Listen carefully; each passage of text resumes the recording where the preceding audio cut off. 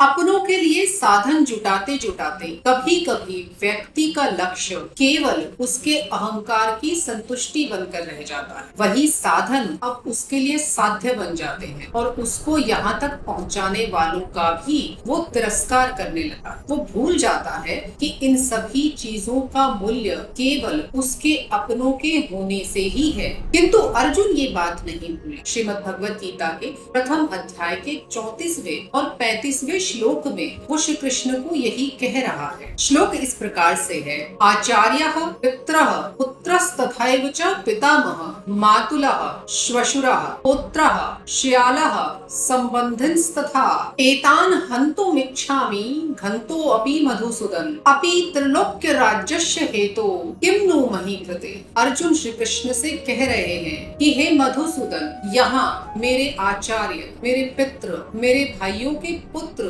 मेरे पितामह, मामा, ससुर, पौत्र, साले और अन्य सगे संबंधी मुझसे युद्ध करने आए हैं। अगर ये सभी अपने अनिष्ट की निवृत्ति के लिए मुझ पर क्रोध करके, प्रहार करके मेरा वध भी करना चाहें, तो भी मैं क्रोध करके इन पर प्रहार करके इनका वध नहीं करना चाहता। यूं तो अगर मैं इनसे युद्ध ना करूं, इनके स्वार्थ के रास्ते में ना आऊं, तो ये मेरा वध क्यों करेंगे। लेकिन अगर फिर भी ये सिर्फ ये सोचकर कि यह पहले हमारे स्वार्थ के रास्ते में आ रहा था भी मेरा वध करना चाहे, तो भी मैं इनको मारना नहीं चाहता। यूं तो इनके वध से मुझे कोई त्रिलोकी का राज्य मिलने भी नहीं वाला, लेकिन अगर मुझे पूरे त्रिलोक का राज्य भी मिले तो भी मैं इनको नहीं मारना चाहता। फिर यहाँ तो पृथ्वी के राज की बात है, उसके लिए तो मैं अपनों को बिल्कुल नहीं मारूंगा। यहाँ अर्जुन श्री कृष्ण को मधुसूदन कहकर संबोधित कर रहे हैं। श्री कृष्ण को ये याद दिलाना चाहते हैं कि आपने दैत्यों का विनाश किया है, ये मेरे अपने हैं, कोई दैत्य नहीं। यहाँ पर अर्जुन ये भूल गए हैं कि श्री कृष्ण ने